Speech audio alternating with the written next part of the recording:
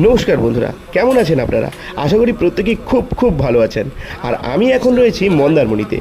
মন্দারমণির শান্ত সন্ধ্যা, দিনের শেষে এক অন্যরকম উষ্ণতার খোঁজে আমরা চলে এসেছি মন্দারমণিতে।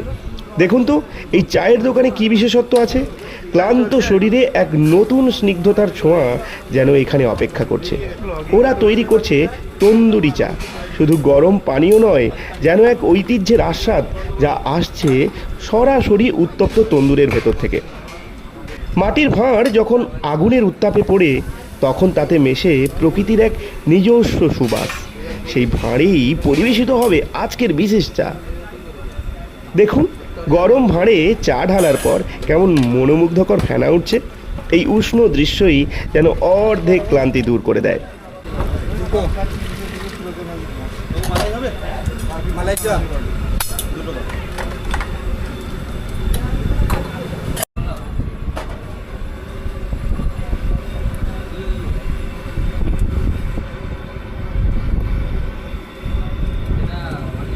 চা দোকানের আন্তরিক ব্যবহার, মনে হয় যেন নিজের হাতেই পরিবেশন করছেন ভালোবাসার পাত্র।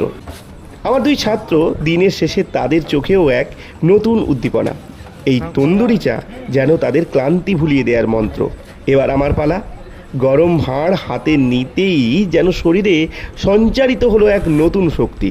প্রথম চুমুকে যেন মিশে আছে প্রকৃতির স্নিগ্ধতা আর উষ্ণতার আরাম। দিনের শেষের এই চা যেন এক পরম পাওয়া। আবার নতুন একটি ভিডিও শীঘ্রই আনছি।